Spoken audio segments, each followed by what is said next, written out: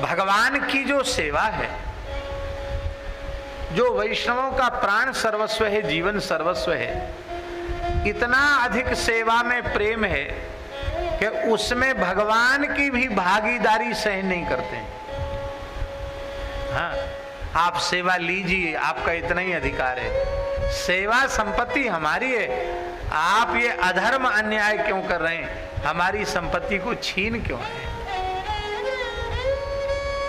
एक दक्षिण की एक घटना है।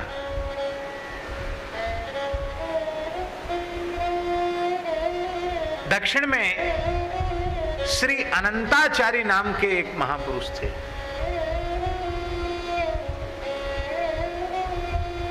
उनकी लकुट आज भी रखी है तिरुपति बालाजी में। जब भीतर प्रवेश करते दर्शन के लिए तो मुख्य द्वार पर आज भी लकुट रखी है, जिस लकुट से उन्होंने ठाकुर जी को धमकाया था, बालाजी को धमकाया था, वो आज भी लकुट रखी है। श्री बालाजी वहां विराजमान। उस काल की बात है जब बहुत लोगों का आवागमन नहीं था, तो भगवत कैंकर्य परायण गृहस्थ वैष्णव अनंताचार्य स्वामी श्री वेंकटाद्रि यात्रा करने पधारे। भगवान का दर्शन किया, भगवान के प्रति उनका वात्सल्य भाव था। तो वे बड़े व्याकुल हो गए कि यहाँ पहाड़ है और गर्मी के समय ठाकुर जी को बहुत व्याकुलता होती होगी, ग्रीष्म से कैसे ठाकुर जी को शीतलता मिले। तो उनके मन में विचार आया कि अभी तो गर्मी का समय है, यदि एक सरोवर भगवान के लिए बन जाए, पुष्करणी बन जाए, तो वर्षा काल आने पर उसमें पर्याप्त जल हो जाएगा, पहाड़ का शुद्ध जल हो जाएगा, और उस जल से भगवान को जब इच्छा होगी तब जल विहार भी करेंगे, नौका विहार भी करेंगे, और नहीं तो कुछ नहीं तो भगवान के मंदिर के परिसर में ही पुष्करणी होगी, तो उसकी शीतलता तो भगवान को प्राप्त होगी। इस भाव से उन्होंने अपनी गृहिणी को आज्ञा दी, जो कि आसन्न प्रसवा थी, माने गर्भिणी थी और प्रसव काल निकट था। उन्होंने कहा, देवी देखो, भगवान के लिए पुष्करणी का निर्माण करना है, सरोवर का निर्माण करना है, तुम हमारा सहयोग करो। ठीक है, तो मैं कुदाल चलाता हूँ, मिट्टी खोदता हूँ, और तुम उसको फेंक के दूर आओ। ठीक है।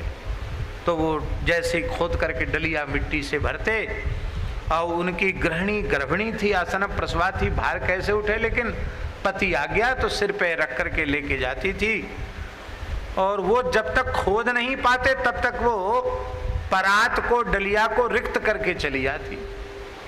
तो उन्होंने कहा कि देवी, ये पहाड़ की मिट्टी बड़ी कठोर है, पत्थर है यहाँ, मैं बहुत श्रम पूर्वक इसको खोद रहा हूँ, मैं खोद नहीं पाता हूँ, और तुम उसके पहले परात रिक्त करके खाली करके चली आती हो, तो कहाँ फेंक के आती हो? हमने जो स्थान निश्चित किया वहाँ डाल के नहीं आ रही हो क्या? नहीं नहीं, वहाँ से भी आगे मैं पहुँचाती हूँ, पर मैं नहीं पहुँचाती हूँ। कौन? बोले, मैं 2 पग चलती हूँ, तब तक एक 4 भुजा वाला सांवला बालक आता है और मेरे मस्तक से डलिया उठा के भाग जाता है, दौड़ के जाता है, मिट्टी खाली करके खाली डलिया हमको दे जा। मुझे चलने का श्रम नहीं करना पड़ता, मुझे भार उठाने का श्रम भी नहीं करना पड़ता। अब सूर्यास्त होने वाला था, दिन भर थक गए थे।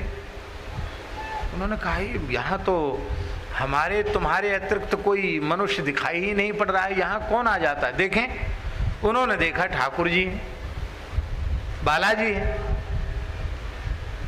तो लकुट उठाया अपना, ले खबरदार, ये संपत्ति हमारी है, इस पे डकैती मत डालो।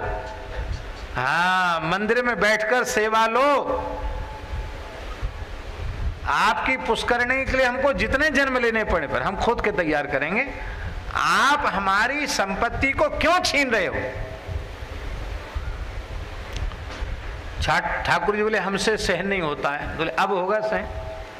ठाकुर जी भागे डर के मारे मंदिर में, और वहां के राजा को भगवान ने स्वप्नादेश किया कि मेरे बहुत प्रिय भक्त हैं अनंताचार्य स्वामी, आप पुष्करणी तैयार करो। तो एक ही सूर्योदय सूर्यास्त में वो पुष्करणी तैयार हुई। हजारों वैष्णव लग गए, राजा स्वयं लग गया, और एक ही सूर्योदय से सूर्यास्त में भगवान की पुष्करणी तैयार हो गई। आज भी पुष्करणी।